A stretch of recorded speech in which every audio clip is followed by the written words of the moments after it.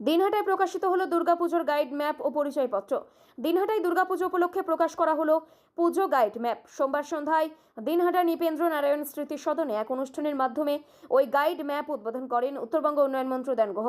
অনুষ্ঠানে উপস্থিত ছিলেন কোচবিহার জেলা পুলিশ সুপার দ্যুতিমান ভট্টাচার্য, দিনহাটা মহকুমা পুলিশ আধিকারিক ধীমান মিত্র, আইসি জয়দেব মোদক সহ অন্যান্য গণ্যমান্য ব্যক্তি।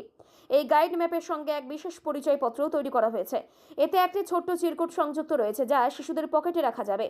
মেলার ভিড়ের সময় যদি কোনো শিশু তার অভিভাবকের সঙ্গে বিচ্ছিন্ন হয়, তাহলে এই চিরকুটে থাকা নাম ও পরিবারের তথ্যের মাধ্যমে শিশুটির অভিভাবককে দ্রুত খুঁজে সম্ভব পাওয়া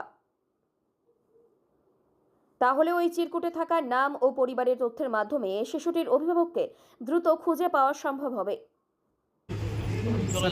শারদোৎসবের দিনগুলো পর্যাপ্ত পুলিশি বন্দোবস্ত থাকবে কুচবিহার জেলাতেও এবং দিনহাটা শহর এবং তৎসংলগ্ন এলাকাতে, কারণ দিনহাটাতে খুব বড় বড় পুজো হয়। সেই জন্য আমরা বিভিন্ন জায়গায় টিকিট রাখবো, ট্রাফিক বন্দোবস্ত থাকবে, বিভিন্ন জায়গায় যান নিয়ন্ত্রণ করা হবে যাতে সাধারণ মানুষ পুজো দেখতে পারে। এর সাথে সাথে নারী নিরাপত্তার ক্ষেত্রেও আমরা গুরুত্ব দিচ্ছি। আমাদের উইনার্স টিম এবং পিঙ্ক প্যাট্রোলও থাকবে। তার সাথে সাথে নারীদেরকে বলবো যে আপনারা কোনো বিপদে 112 ডায়াল করতে।